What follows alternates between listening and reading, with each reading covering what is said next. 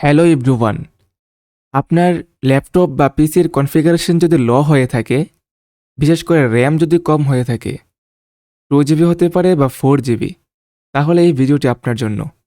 আপনি হয়তো এমন একটা ভিডিওর জন্য বা এমন একটা সফটওয়্যারের খোঁজ করতেছিলেন মনে মনে।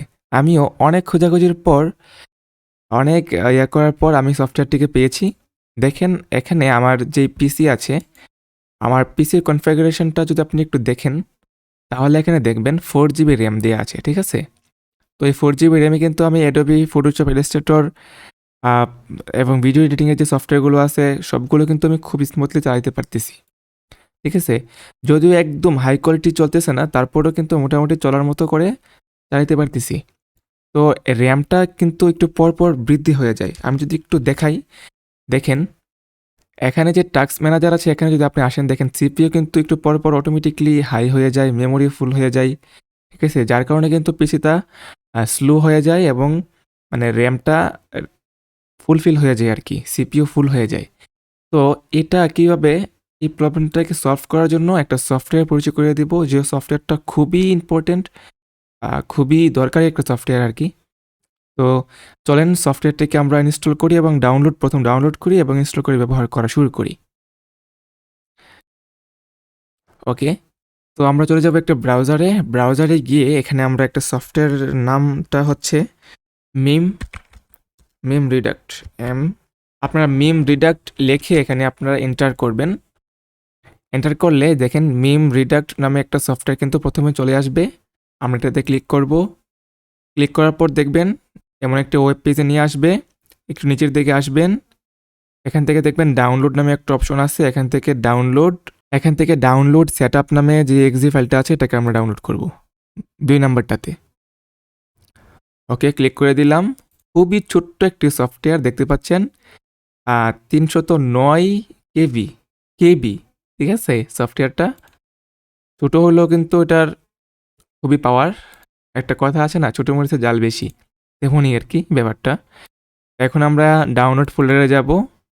কোথায় ডাউনলোড হলো? Programme file. এখানে আমরা দেখব ডাউনলোড হয়েছে অবশ্যই। এই যে মিম রিডাক্ট, এই সফটওয়্যারটাকে আমরা জাস্ট ডবল ক্লিক করব, এটাকে আমরা ইনস্টল করব। ওকে, ওয়েলকাম স্ক্রিন চলে আসছে। এখান থেকে জাস্ট আমরা নেক্সট করে, যে আই অ্যাকসেপ্ট করে এখান থেকে নেক্সট করব, ইনস্টল করে ফেলব। ওকে, নেক্সট, যে রান মিম রিডাক্ট এটাকে দিয়ে ফিনিশ করব। এখান থেকে আপডেট অ্যাভেলেবেল ডাউনলোড ইনস্টল দিম। আচ্ছা ঠিক আছে, অটোমেটিকলি দিয়ে আমরা ইয়েস করব। তাহলে কোনো কিছু ডাউনলোডের প্রয়োজন হলে অটোমেটিক ডাউনলোড হয়ে যাবে। দেখতে পাচ্ছেন ডাউনলোড আপডেট সাকসেসফুল, ফিনিশড হয়ে গেছে। এখন আমরা দেখেন এখানে এটা আমরা ওপেন করি। আচ্ছা, আমরা একটু হাইভাবে একটু যেই কয়েকটা ব্রাউজার ওপেন করি। এখানে কয়েকটা ব্রাউজার ওপেন করি। ইউটিউব, আমরা জানি ব্রাউজার ওপেন করলে কিন্তু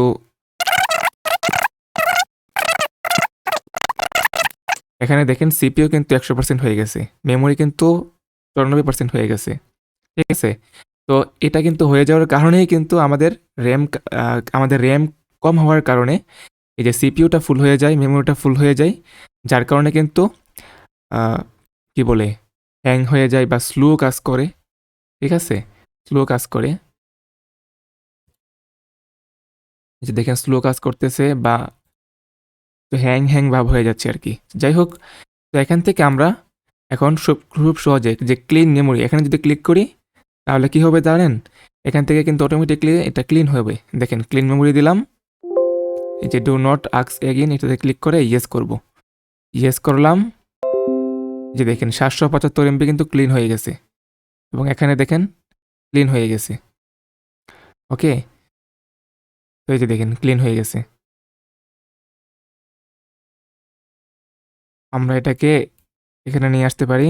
এই যে দেখেন ৫৪% আছে। এই যে ৫৪% মেমোরি। ঠিক আছে? মেমোরি কিন্তু ক্লিন করে দেয়। তো যখনই এটা একটু হাই হয়ে যাবে, দেখেন আমি ব্রাউজ করি বা ফেসবুকে যাই। এই যে দেখেন এখানে কিন্তু ৬৩% হয়ে গেছে। এখন আমরা যদি আরো কোনো সফটওয়্যার ওপেন করি, আরো ট্যাব ওপেন করি, তাহলে কিন্তু আস্তে আস্তে কিন্তু এটা হাই হতে থাকবে।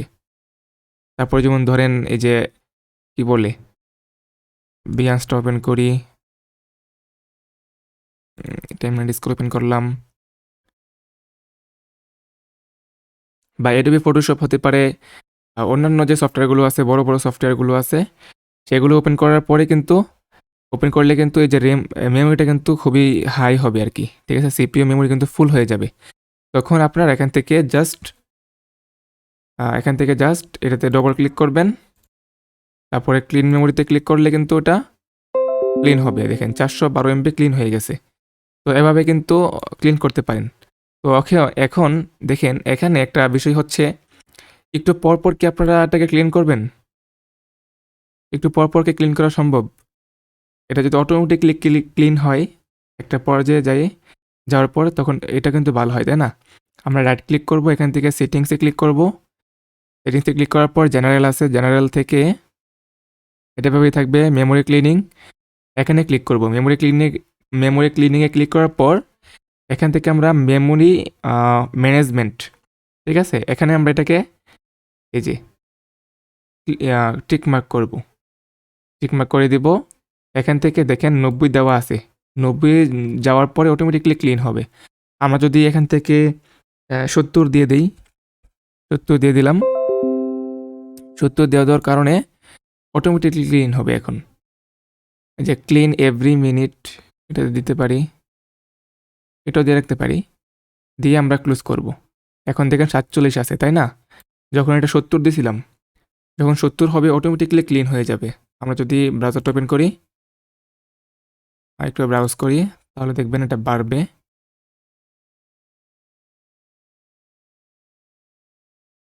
65 গেছে, 65, দেখেন অটোমেটিকলি ক্লিন হবে। 70 যাবে, অটোমেটিকলি ক্লিন হবে।